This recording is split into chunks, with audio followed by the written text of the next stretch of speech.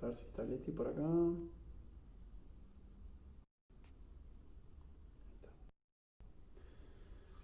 ¿Cómo andan? Día frío, lluvioso hoy, acá en Buenos Aires.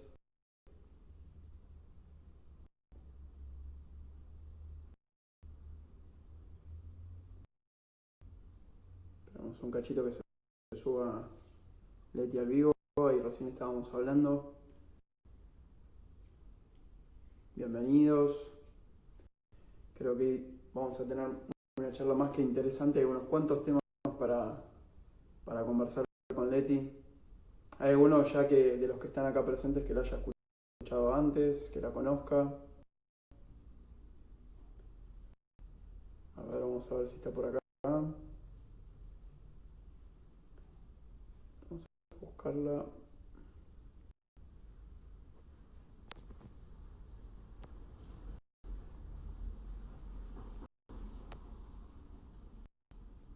Ahí está.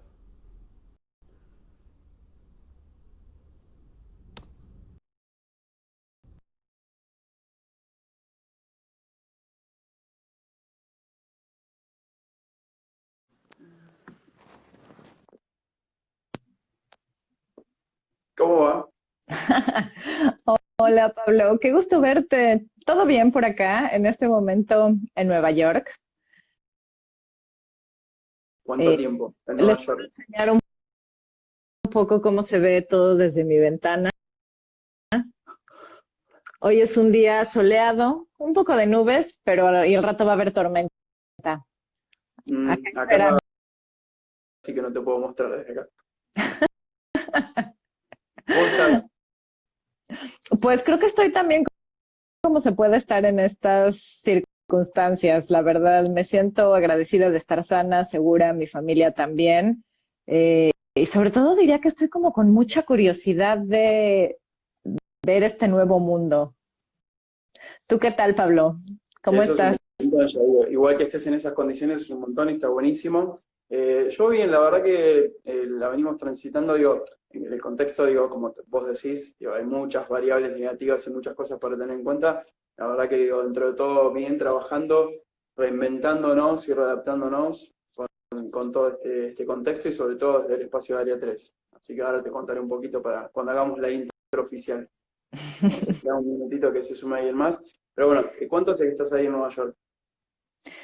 Hace poco más de un año. De hecho, cumplí mi primer año viviendo en Nueva York justo durante la cuarentena. Bien, Es muy gracioso porque tiene un como que aniversario. todo el primer año fue el año en el que te adaptas, entiendes cómo funciona el transporte público, entiendes la ciudad y justo cuando estás como en ese punto en el que dices, ah, ya, como diríamos en México, ya me encontré, como cuando es como volver a entender un nuevo mundo, que ahora pues es más tu mundo interior y el mundo que está en las paredes de tu casa, Totalmente. que igual es otra exploración interesante y complicada, como Sí, cualquier gran ciudad. me imagino, sí. Bueno, arrancamos oficialmente. A ver, te cuento por qué esta breve intro, porque esto lo estamos grabando. Después lo subimos al canal de YouTube de Área 3, en donde estamos volcando las distintas charlas y espacios que llevamos adelante. Así que bueno, arranquemos oficialmente. Para los que no me conocen, mi nombre es Pablo Cardoso, soy parte del equipo de Área 3. Área 3 busca desarrollar y conectar ecosistema emprendedor en Buenos Aires y ahora en toda la región. Desde que tuvimos que temporalmente cerrar nuestras puertas, lo que hicimos fue generar espacios de vinculación, espacios de capacitación en entornos virtuales, a través de distintas plataformas y durante toda la semana y a lo largo del día. Así que los invito a que sigan de cerca las redes de Área 3. Ahí la perdimos a Leti. Que sigan de cerca las redes de Área 3 para poder saber cuáles son los eventos, espacios y charlas que... Como les decía, bueno, este espacio y otros están grabados en el canal de YouTube de Área 3. Sepan que los canales nuestros, tanto como ahora algunos de los canales, te me habías caído. Ya volví. Eh, Algunos de los canales que seguramente ahora Leti nos va a estar contando van a estar disponibles para cualquier consulta o duda que vaya surgiendo. Y asimismo, durante la charla, cualquier comentario, sugerencia, pregunta que vayan teniendo, la van dejando en el chat y vamos a ir respondiéndola. idea es que esto sea una conversación de café, informal, aspiracional, inspiracional, que Leti tenés mucho para inspirar y contar para otros, así que ya ahí yo ya ni sé cómo presentarte, digo, yo perdí un montón de todo el abanico de cosas que venís haciendo en estos últimos años, así que ahí no sé, definí vos y contá vos quién sos y qué estás haciendo ahora quizás, y después indagamos un poquito en lo que hiciste hasta ahora. Súper, muchísimas gracias, Pablo, y disculpen que me desconecté unos segundos. Como dicen, la tecnología no tiene palabra de honor, pero ya estoy de vuelta. Para quienes no me conocen, mi nombre es Leti Gasca. Soy cofundadora de organizaciones como Fuck Up Nights, el Failure Institute, también el Skills Agility Lab, comunidad de Global Shapers, que es la comunidad de jóvenes líderes del Foro Económico Mundial. Y mi gran pasión es entender cómo está cambiando la manera en la que trabajamos y ayudar a moldear esos cambios. Por eso es que trabajo con los Global Shapers del WEF en temas de educación y empleo. Por eso decidí fundar el Skills Agility Lab. Y estoy muy involucrada también en temas de esta área que llaman People Analytics o Workforce Analytics, que básicamente es ciencia de datos aplicada a recursos humanos. ¿Y por qué me interesa tanto este tema? Pues creo que la respuesta es porque muchas veces no lo pensamos, pero los adultos dedicamos una tercera parte de nuestra vida solo a trabajar y esta actividad a la que dedicamos tanto tiempo, tecnología o como la pandemia, incluso como el cambio climático o cambios demográficos. Así que bueno, en esas cosas estoy pensando sobre todo en estos tiempos de tantos cambios. Bueno, justo, de etapa y momento para repensar y analizar y reflexionar sobre todo eso que tenés de sobra. Bueno, entre comillas de sobra, porque creo que para muchos estos tiempos también fueron y son de mucho trabajo, mucho más quizás que los tiempos más tradicionales. Leti, imposible que pase, digo, lo nombraste, pero imposible que no te pregunte, porque digo, muchos lo habrán escuchado y sobre todo en el ámbito de los equipos y el ecosistema Área 3. ¿Qué son las Fuck Up Nights? ¿Cómo surgió? Creo que debes estar cansada de contarlo, pero me encanta. Me encanta. De esa experiencia, bueno, pero contame cómo surgieron las Fuck Up Nights, qué son para los que no las conocen y cómo eso devino después en lo que hoy es el Failure Institute y cómo se desarrolló. Súper, me encanta que me pregunten por Fuck Up Nights porque es una parte muy especial de mi vida y de mi corazón. Fuck Up Nights, para quienes no saben de lo que les estamos hablando, es un movimiento de creadores, de emprendedores, en el cual lo que hacemos es reunirnos. Solíamos hacer eventos, ahora nos reunimos virtualmente a escuchar a 3 o 4 personas, con algunos amigos en México hace ya casi una década. ¡Wow! Hace casi una década. Y que ahora está sucediendo en 300 ciudades en 90 países del mundo. Y creo que es súper poderoso porque pues hace una década la gente no estaba hablando tanto del fracaso. Realmente el tema era un gran tabú, incluso en el mundo emprendedor. Y me emociona mucho pensar cómo a lo largo de esta década he visto una gran transformación. Desde luego, aún hay bastante resistencia a hablar del fracaso, pero creo que hay mucha más transparencia, más de una década, pues nosotros teníamos que preguntarle a todos nuestros amigos quién quería hablar en el próximo evento. Básicamente, mi vida era ir por ahí preguntándole a mis amigos quién había fracasado en un negocio. Ahora es al revés. Cada semana recibimos decenas de correos electrónicos de personas que tuvieron un negocio que fracasó y quieren compartirlo en Fuck Up Nights. Y el Failure Institute es el brazo de investigación del movimiento, donde también colaboramos con grandes organizaciones para ayudarlas a fortalecer su cultura del fracaso. Todo esto arrancó porque, como se imaginarán, hay muy poca información académica acerca del fracaso y constantemente mis amigos me preguntaban, Leti, ¿cuáles son las causas más comunes que has escuchado? ¿O por qué es más probable que mi negocio fracase? Y al principio no teníamos una buena respuesta, para ser muy honesta. Así que, bueno, decidimos poner manos a la obra y empezar a hacer investigación para entender de verdad cuáles son las causas y tendencias de fracaso en diferentes industrias y en diferentes incluso segmentos de la población. Por ejemplo, en algún momento estudiamos por qué fracasan los negocios fundados por mujeres o por qué fracasan las startups de base tecnológica y creo que ahí es lo interesante, que el poder de Fuck Up Nights y del Failure Institute es que nos ayudan a aprender mejor de estas experiencias y pues no repetirlas, que pues al final en el mundo emprendedor creo que es la máxima fuente de aprendizaje, la experiencia. Bueno, estos de la Fuck Up Night, digo, ya son un movimiento y una comunidad global que busca compartir estas experiencias. Increíble lo que se generó, increíble esto de reivindicar el fracaso. Y desde el Failure Institute, ¿hay algún sitio, alguna página donde puedan ver estos informes, estas investigaciones? ¿Hay algo nuevo en lo que estén ahora, digo, con este contexto actual, planificando, pensando? Digo, no sé cómo es hoy tu relación con el Failure en cuanto a lo local o ahora, digo, pero ¿cómo están posicionados hoy?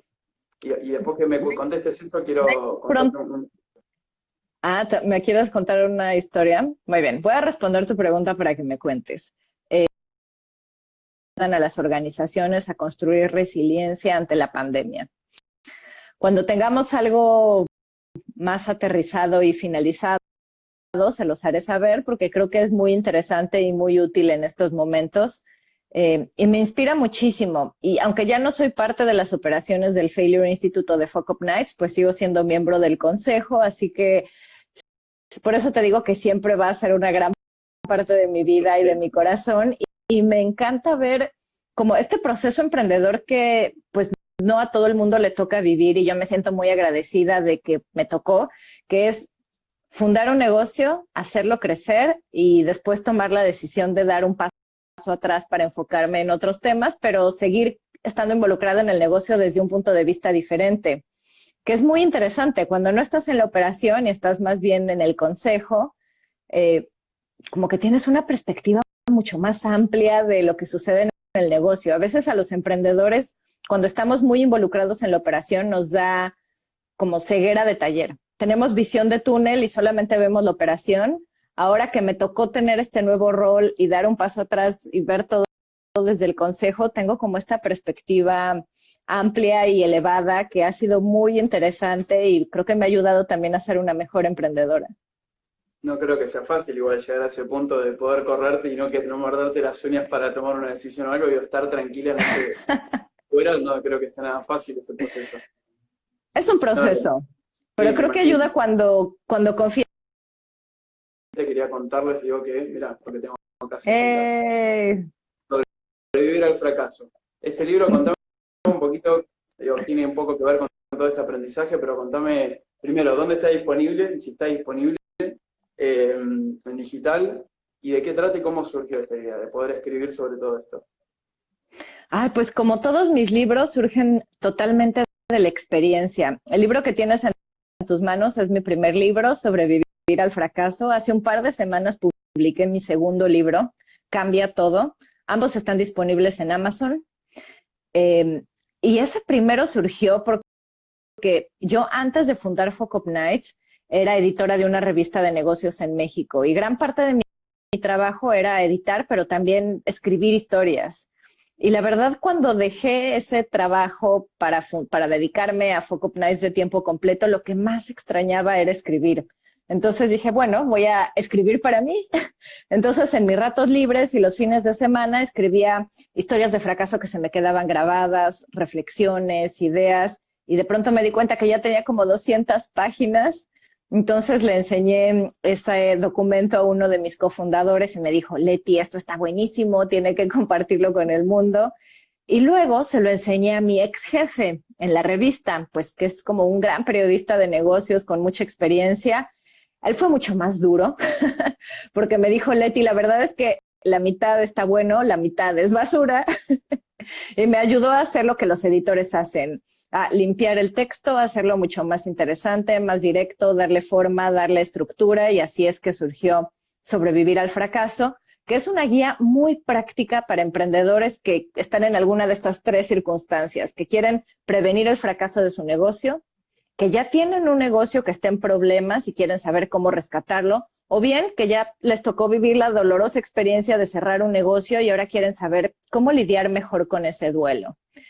En medio de todo este proceso de entender el fracaso, 4 años, empecé a notar causas nuevas que antes no eran tan evidentes. Y esto es negocios que cerraban porque no podían adaptarse a los cambios de esto que llaman la cuarta revolución industrial. Digamos, negocios que a lo mejor no tenían el pensamiento crítico para tomar ciertas decisiones o no se atrevían a adoptar ciertas tecnologías. Entonces, mi instinto, como que empecé a ver esto por todos lados, Pablo. Fue muy interesante ver cómo lo veía en Argentina, en Alemania, en Estados Unidos, en México, en Asia.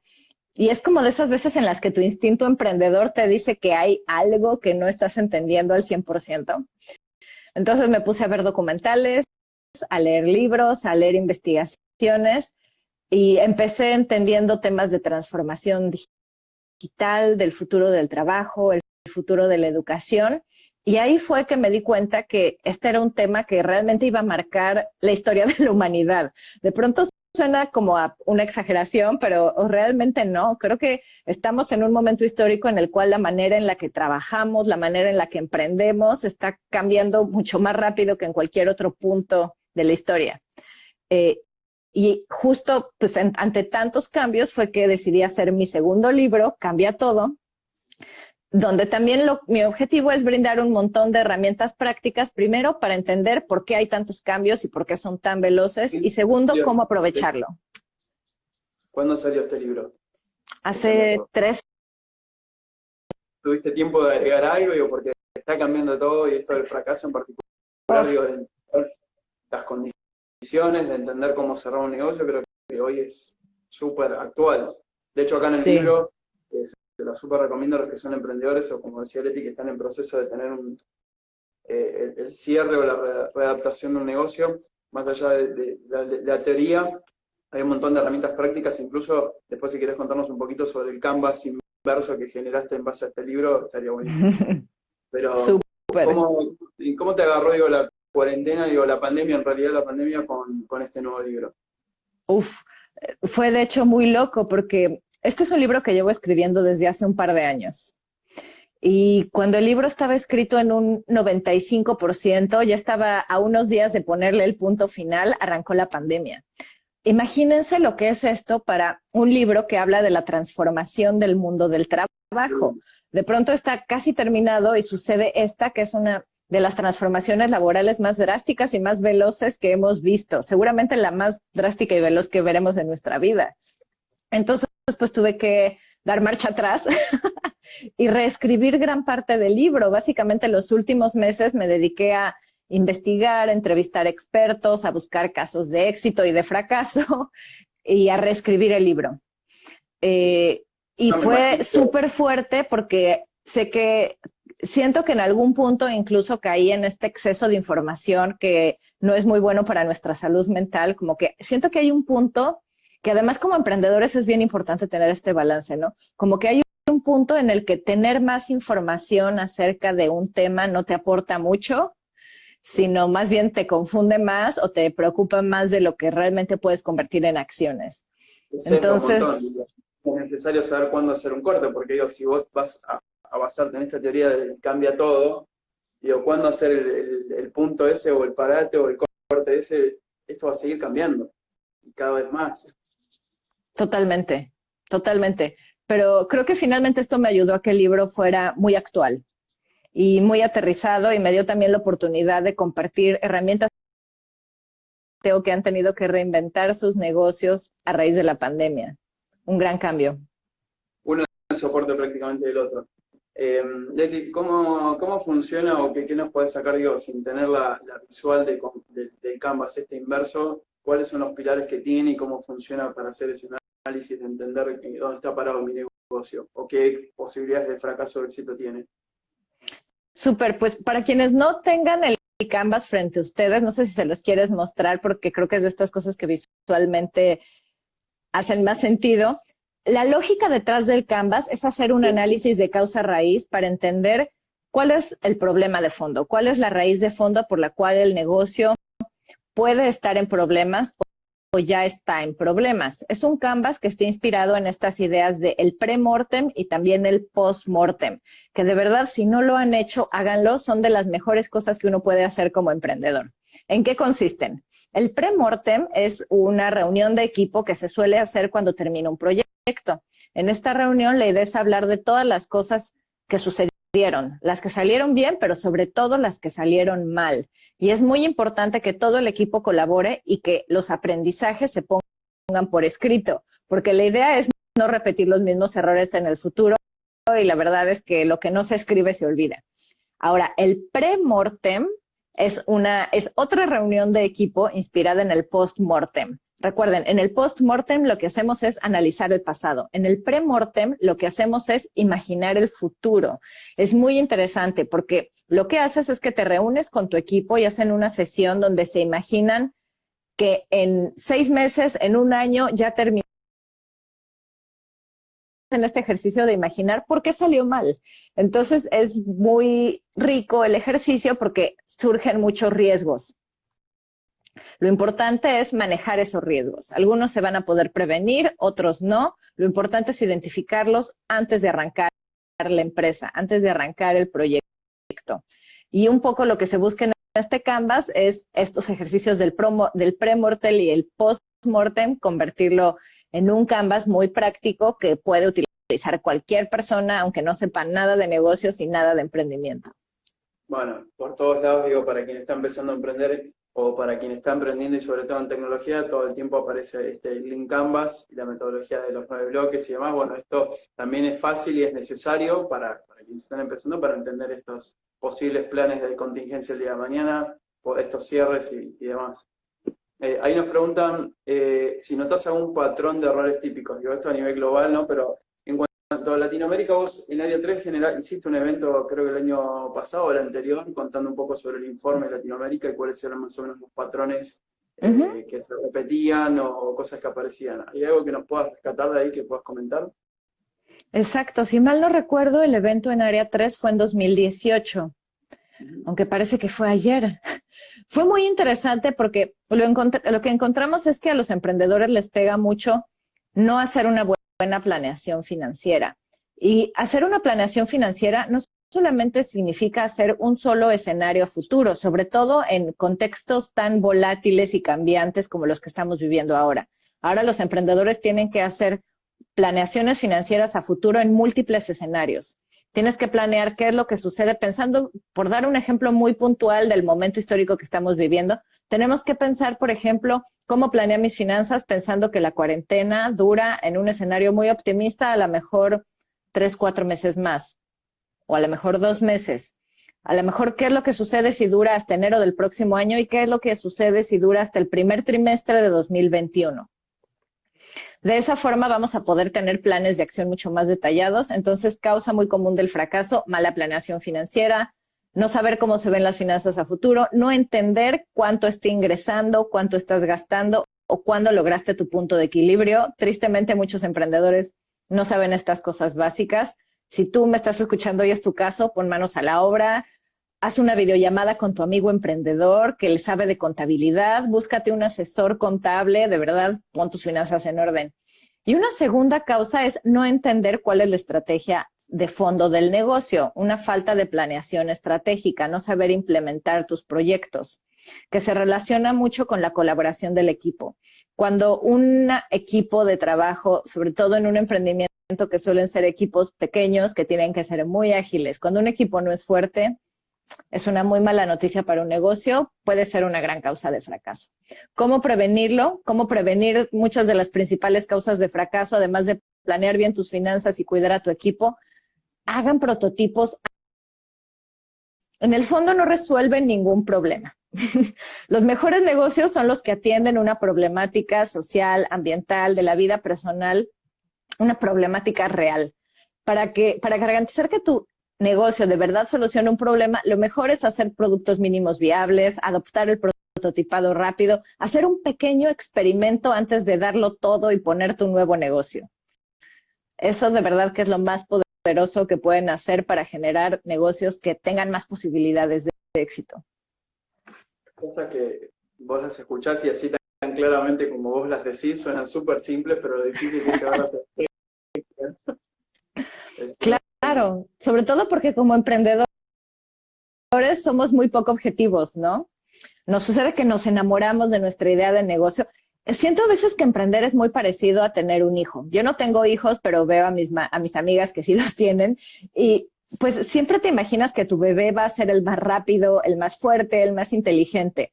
Lo mismo pasa con tu negocio. Piensas que va a ser el más exitoso, el más atractivo, perdemos objetividad. Y a veces estos ejercicios de prototipado, del experimento para validar que el mercado de verdad quiere eso, por eso se vuelven tan difíciles, porque reflejamos nuestros sesgos en los resultados del experimento. Por eso te decía, digo, lo difícil que digo, por ahí a vos te fue natural, pero lo difícil que debe ser el proceso de esto de como vos estás hoy como consejera de la Fuck and Night y de Failure, digo, salirte y verlo desde afuera sin tener, como te decía, sin tener ganas de comerte las uñas y decir yo quiero ser parte y quiero opinar y ejecutar o algo por el estilo. Debe ser súper difícil salirte de ese sesgo. Bien, ¿algo más que quieras sumar con respecto a esto? Porque también quiero que me cuentes ahora, vamos a la otra parte, todo lo de Global Shapers. Hablemos de lo que quieras, Pablo. Si alguien quiere saber más de Fuck Up Nights, sí, entren a la página fuckupnights.com. Bien, bueno, para los que se están sumando ahora, o se acaban de sumar, estamos hablando con Leti Gasca desde Nueva York, que nos está contando todo un poco ni siquiera la mitad, una parte de lo que venís haciendo hasta ahora con Fuck and Night, Failure Institute, los libros que escribiste, reivindicaciones y herramientas del fracaso. Así que bueno, ahora vamos a la otra parte, que tiene que ver con, contame qué es Global Shaper, o contá, digo, para la gente que está escuchando y viendo, qué es Global Shaper, cómo llegaste y cuál es tu área en la que estás involucrada dentro de la organización. Excelente. Global Shapers, para quienes no lo conocen, es la comunidad de jóvenes líderes del Foro Económico Mundial. De hecho, es muy interesante porque esta es una comunidad a raíz de la primera influir en lo que sucede en el mundo. Entonces deciden crear la comunidad de Global Shapers. ¿Cómo funciona? A través de hubs en diferentes ciudades del mundo. Me parece que ahora Global Shapers debe estar en, no sé, 600 ciudades del mundo. Es una cosa gigantesca. Yo me uní hace ya varios años en la Ciudad de México, cuando todavía vivía en la Gran Tenochtitlán. Y después, cuando me mudé a Buenos Aires, ciudad donde viví un par de años, pues me uní a la comunidad de Global Shapers en Buenos Aires, que es fantástica, de verdad. Muchos de mis mejores amigos hasta el momento los conocí ahí. Y lo que hacen los Global Shapers es que crean proyectos para incidir de forma local o global en problemas que le interesan a la juventud. Por ejemplo, cuando yo estaba con los Global Shapers, inicié un proyecto que se llama Moldeando el Futuro del Trabajo, o Shaping the Future of Work, que de hecho es un proyecto que nació en esta época que te contaba, donde empecé a leer reportes del futuro del trabajo y ver investigaciones y todo esto.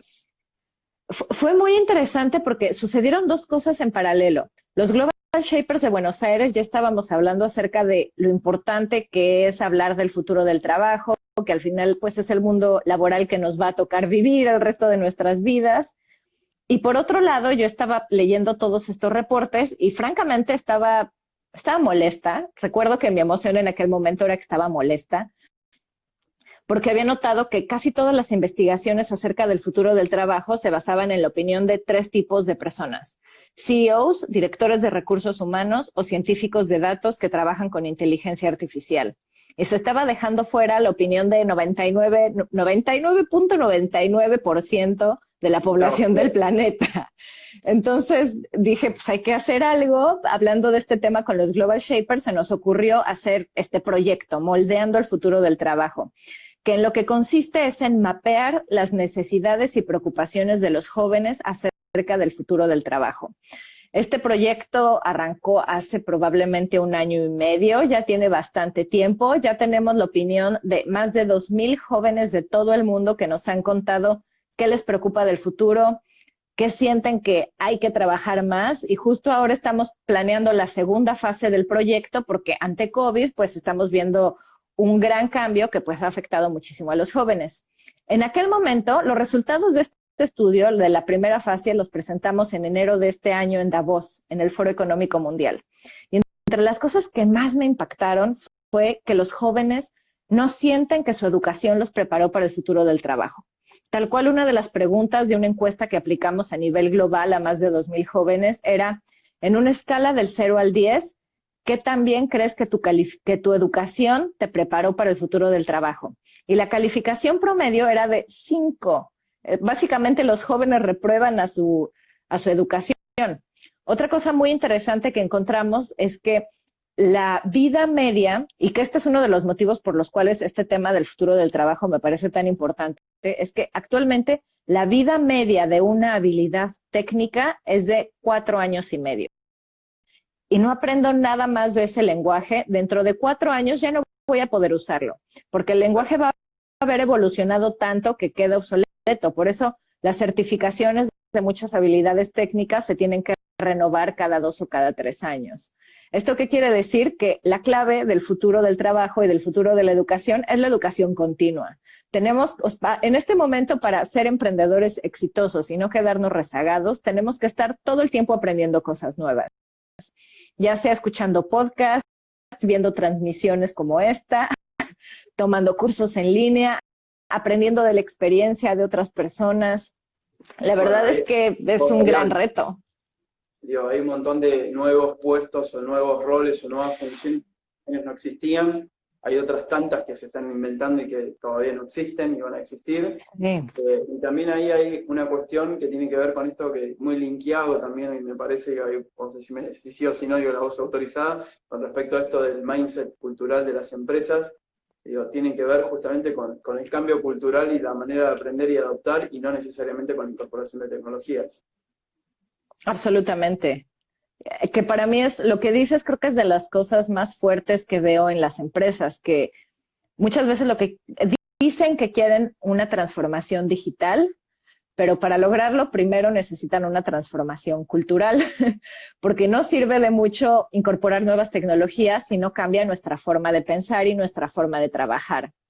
Esa es la realidad. Y creo que hay un montón de ejemplos al respecto. Y también hay muchos miedos. O sea, por ejemplo, adelante, Pablo.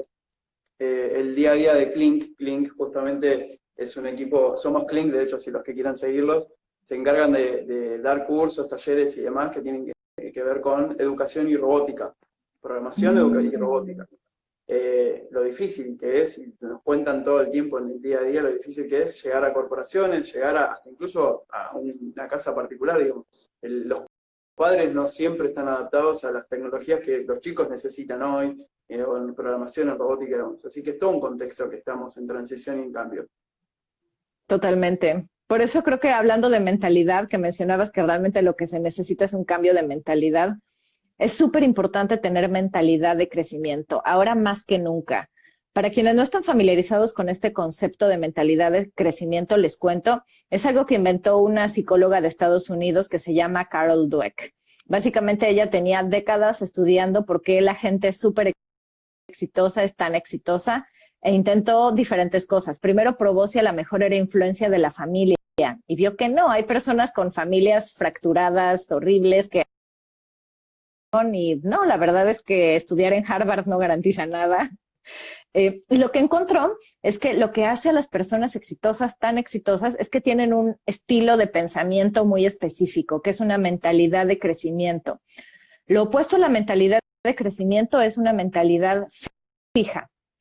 ¿En qué consiste cada una de ellas? La mentalidad de crecimiento o growth mindset es la que tienen las personas que saben que siempre pueden aprender algo nuevo, que si dedican suficiente tiempo y energía pueden adquirir nuevas habilidades. Son personas que les gusta recibir retroalimentación y que les digan qué pueden hacer para mejorar. Del otro lado, quienes tienen una mentalidad fija o fixed mindset son personas que piensan que nacieron con cierto nivel de inteligencia y no hay nada que puedan hacer para mejorar. Son personas que dicen, yo no soy bueno para aprender idiomas, y que se casan con esa idea y nunca lo sacas de ahí. Que no les gusta recibir retroalimentación. Esa es otra característica muy importante. Para quienes quieran aprender más de este tema, busquen el libro de Carol Dweck, se llama Mentalidad de Crecimiento, me parece en español. En inglés es Growth Mindset. Lo que les acabo de contar es un mini resumen, pero de verdad es súper importante justo ahora tener esta mentalidad de crecimiento, ser más resilientes, abrazar el cambio. Creo que de hecho es un súper poder tener agilidad al cambio porque este es solo el inicio. El mundo va a cambiar cada vez más rápido y como emprendedores tenemos que ser súper ágiles. No, es esto, sí, permeabilidad y apertura, digo, en todo tipo de ámbitos y aspectos, desde lo hogareño hasta lo corporativo, tratar de incorporar y entender estos cambios. Leti, y ahora, ¿cómo están con el tema de Global? Digo, ¿hay un próximo evento? ¿Hay algo que esté en proceso? Digo, esto que nos contabas del futuro del trabajo con los jóvenes, pero digo, ¿hay alguna otra investigación que esté activa en estos momentos? ¿Y dónde encuentran, digo, otra data que les pueda llegar a interesar con respecto a lo que venís trabajando vos? Pues justo en este momento estamos replanteando la guía de conversación. Quienes quieran aprender más de este proyecto, Moldeando el futuro del trabajo, Shaping the Future of Work, tenemos una página de internet donde pueden descargar el reporte. La página es shapingthefutureofwork.com y al final del reporte de investigación hay una guía de conversación acerca del futuro. Nos pareció muy importante tener una guía porque algo que sucede a veces cuando hablamos de estos temas es que nos quedamos estancados en un par de aspectos y la riqueza de la conversación se pierde. Esta es una guía de conversación que busca hablar de esos temas del futuro laboral que a veces no tomamos y que puedes utilizar para platicar con tus amigos o con tu familia o a lo mejor para hacer un evento masivo y que un montón de personas hablen del futuro. En este momento estamos rehaciendo la guía de conversación porque la guía original habla de temas muy importantes como el futuro de la educación, el futuro del trabajo, pero no habla de otros temas que ahora son muy importantes. Por ejemplo, no habla de trabajar desde casa. Eso es algo que no teníamos en nuestro radar en el momento en el que estábamos concluyendo el reporte. No habla, por ejemplo, de la importancia de la diversidad e inclusión en el lugar de trabajo, que creo que un par de meses después de publicada la guía nos queda claro que es un tema importantísimo cuando hablamos del futuro del trabajo. No habla de salud mental, que eso ha sido muy interesante, Pablo, ver cómo la pandemia nos hizo mucho más conscientes de todos los temas que no estábamos hablando acerca del futuro del trabajo. No solo es tecnología. Estaban, no son nuevos, digo, son temas que estaban, pero no los veíamos tan claros. Exactamente. No, es tremendo. ¿Se pueden sumar, digo, más allá de ver estos informes o poder seguirlo? ¿Cómo se pueden sumar, digo, para cualquiera de los dos movimientos? Y ahí te hago una doble pregunta. Para lo de Fuck Up Night, para Phelan Institute, para Global Shaper, digo, ¿hay manera de poder participar desde afuera, como voluntario, sumando, generando algún aporte, algo, de alguna manera? ¿Se puede? Totalmente. Todos estos son proyectos súper colaborativos. Si alguien quiere sumarse a Moldeando el futuro del trabajo, si quiere a lo mejor organizar una conversación con sus colegas del trabajo, con sus amigos, un evento, entren a la página de shapingthefutureofwork.com. Ahí van a poder encontrar la guía de conversación y el reporte. Si alguien quiere unirse a la comunidad de Global Shapers, el requisito para entrar es ser menor de 30 años. Búsquenlos en redes sociales. Tienen un hub en Buenos Aires y la verdad es un grupo de seres humanos extraordinarios. Global Shapers. Y si quieren participar en Fuck Up Nights, ya sea contando un siempre hay espacios abiertos para quienes quieran compartir su historia, compartir lo que aprendieron. O incluso si alguien quiere llevar Fuck Up Nights a su ciudad, porque ahí en este momento no hay, háganlo. Hay formas de hacerlo. Tenemos una comunidad cada vez más grande de organizadores de Fuck Up Nights. Y de verdad que es una gran manera de conectar con la gente, ser mucho más vulnerable y contar esas historias no contadas en el mundo del emprendimiento. Tengo más de 30. ¿Cómo puedo participar de Global Shaper en particular? Si tengo algo, digo, porque todos tenemos voces valiosas para poder poner sobre la mesa, me parece. Digo, claro. ¿se puede sumar de otra manera? ¿Hay algún programa externo de conexión, de voluntariado o algo en particular que estén llevando adelante? Totalmente. La edad no es un límite. Si quieren colaborar con algún proyecto de Global Shapers o sumarse como aliados, patrocinadores, voluntarios del rol que quieran, pónganse en contacto con la comunidad. Seguramente van a valorar muchísimo su opinión. Simplemente busquen en redes sociales Global Shapers Buenos Aires o Global Shapers más la ciudad desde donde nos estén escuchando y van a encontrar un hub en su ciudad. Todos nuestros proyectos son súper colaborativos y nos encanta tener más aliadas y aliados que nos ayuden a cambiar un poquito el mundo. Y a impactar desde su lugar. Leti, ¿cuál es con todo esto que nos contaste desde el fracaso, desde el impacto de Global Shapers y demás, y el contexto y todo el cambio y todo lo que tuviste que investigar e informarte para tu nuevo libro? ¿Cuál es tu perspectiva, tu visión, sin hacer futurología, de toda esta situación? Pues creo que creo que el impacto va a depender de qué tanto se prolongue la cuarentena. Creo que vamos a ver como cosas de negocios que le sirven a los emprendedores. Creo que vamos a ver en un futuro menos viajes de trabajo. Creo que eso es bueno porque a veces contaminábamos demasiado con tantos aviones. Creo que vamos a ver mucha más automatización de procesos. Y no me refiero solamente a robots. A veces son automatizaciones para hacer que el ser humano pueda dedicarse a cosas más estratégicas y más creativas. También creo que vamos a ver cada vez más economía gig, es decir, más trabajadores independientes, más personas que trabajan de forma freelance. A veces pensamos que el futuro del trabajo es solamente trabajar con tecnología. Realmente el futuro del trabajo también es la manera en la que trabajamos. En todo el mundo se están creando cada vez menos posiciones laborales donde vas a trabajar de lunes a viernes 8 horas al día. La mayoría de las posiciones son mucho más flexibles, en muchos casos remotas. Creo que eso es algo que llegó para quedarse. Y algo que estoy viendo también es que las empresas van a empezar a buscar más espacios como Área 3.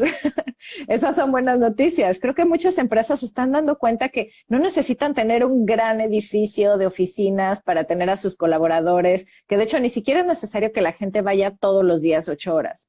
En muchos casos es mucho más productivo que haya más flexibilidad.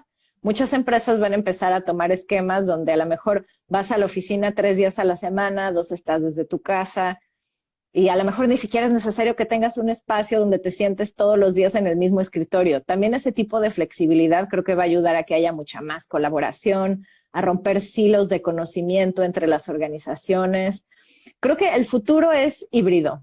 No solamente el futuro del trabajo va a ser tanto virtual como presencial, también el futuro de la educación es híbrida. Y a veces pienso que hasta el futuro del amor, el futuro de las relaciones humanas. Ha sido bien interesante ver a varios amigos que están teniendo primeras citas a través de Zoom y de otras plataformas de videollamadas. Creo que eso es algo que en un futuro puede continuar. A lo mejor muchas personas van a decir, bueno, que la primera cita sea como una videollamada, a ver si de verdad hay química y si funciona, ya nos vamos por un café, por una cerveza. Eso es lo que te diría. El futuro es híbrido y va a ser muy interesante. Bueno, la base de todo esto, digo, son las relaciones, digo, relaciones laborales, relaciones profesionales, amorosas, humanas, digo, las relaciones están cambiando completamente y cambiaron completamente con todo este impacto. Absolutamente. El otro día leía justo una nota, ahora no me acuerdo de quién era, pero de alguien basado en innovación y decía que justamente todos los cambios de hábitos en el pensamiento, en la cultura, en el acceso a la información, en el distanciamiento social, digo, el cambio de costumbres y hábitos también genera un impacto enorme en las relaciones. Totalmente. Así que, bueno, tenés una visión a futuro del mundo híbrido. Leti, y para el que nos está escuchando y está queriendo, siempre les pregunto, queriendo empezar a emprender, o está recién empezando y que lo está haciendo o por necesidad o porque ahora tuvo tiempo de pensar algo y animarse a hacer algo que lo venía postergando, dejando pendiente y ahora con este tiempo y con este espacio y este contexto se están animando a empezar. ¿Qué les aconsejás? ¿Qué les recomendás? Si estuviste diciendo un montón de cuestiones y tips y recomendaciones y consejos, pero digo, para el que recién está empezando, algo que tengas para decirle. Yo creo que lo más importante es validar la idea de negocio. Justo lo que platicábamos, a veces los emprendedores sentimos que nuestras ideas son las mejores y nos enamoramos de ellas. Hay que intentar ser lo más objetivos posibles como emprendedoras, como emprendedores en cada paso de la creación del negocio. Y el primer paso es validar que de verdad el mercado quiere ese producto o servicio que estás imaginando.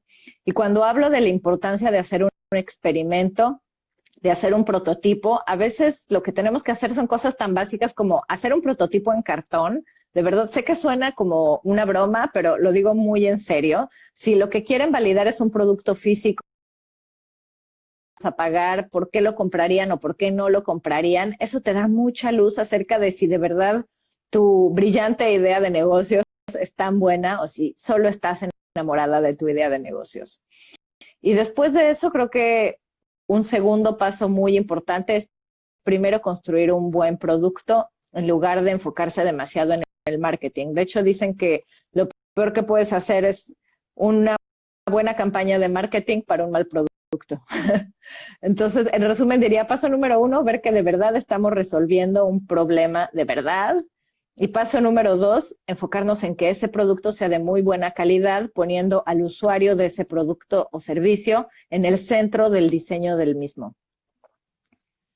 Bueno, sí, es visualizar inclusive, digo, si no terminás haciendo algo, digo, para los que son fanáticos de los Simpsons como yo, el auto de Homero. Pero viste que estaba lleno de cosas por ahí que nadie quería, que nadie necesitaba. Así que visualizar un producto que está adecuado al mercado. Absolutamente. Bueno, Leti, y una cosita más. Vos decías mucho esto de la adaptación y esta visualización que tenías de cuál va a ser el híbrido a futuro. Puntualmente, digo, dijiste que para vos el coworking, los espacios quizás como Área 3 van a tener como un beneficio o una oportunidad en el futuro. Más allá de que las empresas necesiten estos espacios por el hecho de salir, de descentralizar y demás, ¿crees que las empresas incluso tienen hoy la capacidad, desde lo tecnológico, de poder, o desde lo mobiliario inclusive, tienen la capacidad de adaptar estos espacios? ¿O sí vos crees que en la gestión, para no sacarse del foco, van a ir a buscar los coworking? Yo creo que algunas pueden adaptar sus espacios, pero pronto se van a dar cuenta que esos espacios son demasiado grandes. Definitivamente es algo que veo que varias empresas de hecho ya están haciendo, como repensar el layout de cómo sientas a las personas de tal forma que tengan más distancia entre ellos, que haya menos contactos.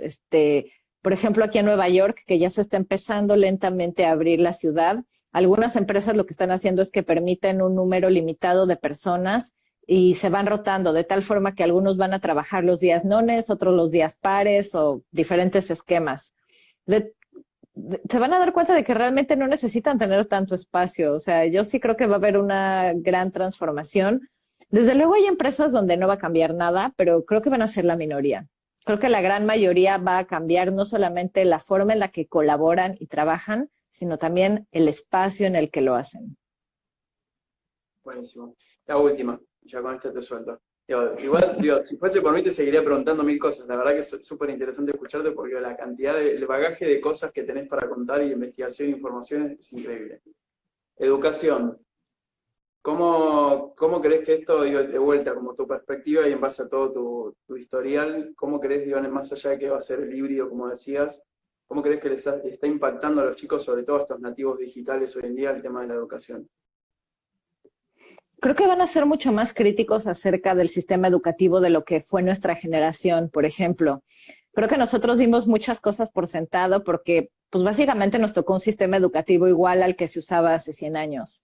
Ahora los niños están viendo una gran transformación y se van a dar cuenta de que hay muchas cosas que se aprende mejor de frente a frente con el profesor en un grupo, pero también se van a dar cuenta de que hay ciertos contenidos que se transmiten de una manera más eficiente en línea y que a lo mejor no hace falta ver al profesor para que explique ciertas cosas que un video a lo mejor puede explicar mejor, que los jóvenes se metan en la cabeza. Es que esta historia que nos contaron de que la vida es como una obra de teatro dividida en 3 actos, una parte dedicada a la educación, otra al trabajo y otra a la jubilación, eso ya no existe más.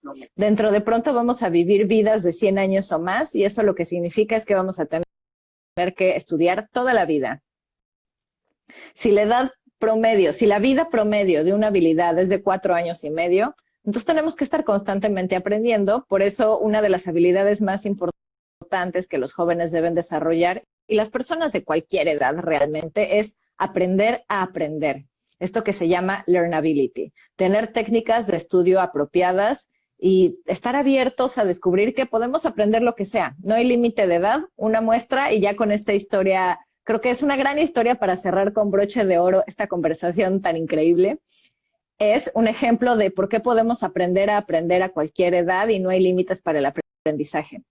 El DJ más viejo del mundo, de hecho es una DJ, es una abuelita japonesa de 83 años llamada DJ Sumi Rock. Ella toca música house. Antes de la pandemia tocaba en los mejores clubs del mundo. Además es emprendedora. Ella tiene un restaurante. Durante el día trabaja en su restaurante y en la tarde, después de trabajar, se pone su outfit de DJ y sale a tocar. Lo fascinante de su historia es que ella fue a la escuela de DJs a aprender música por primera vez sin ningún conocimiento previo de música cuando tenía 70 años. ¿Esto qué quiere decir? Que de verdad no hay límites para el aprendizaje. Cuando le preguntan a DJ Sumi Rock cómo le hizo para adquirir esta habilidad tan diferente a los 70 años, su respuesta es: yo no iba a la escuela de DJs pensando que iba a aprender música. Yo iba pensando que iba a jugar con música. Así que, bueno, me quedo con ese mensaje final. Aprendamos siempre y convertamos el aprendizaje en algo divertido y agradable. Si puede ser un juego, aún mejor. Bueno, increíble el cierre. Leti, mil gracias por el tiempo, mil gracias por compartir todo esto. La verdad que, como te decía, hay mil cosas para charlar con vos que son súper interesantes escucharte. Para los que están del otro lado, gracias por sumarse, gracias por estar. Esta charla la estamos grabando y la vamos a subir al canal de YouTube de Área 3, como están todo el resto de las charlas y espacios y capacitaciones que hemos tenido hasta ahora. Sigan de cerca las redes de Área 3 para los próximos eventos. Cualquier duda o consulta que tengan, sepan que están los canales abiertos y a disposición todo el tiempo para lo que necesiten, tanto como los canales, me imagino, Leti, que vos tenés y que desde tu Instagram o desde la web, inclusive, cualquier duda o consulta que les haya quedado, les pido que nos escriban.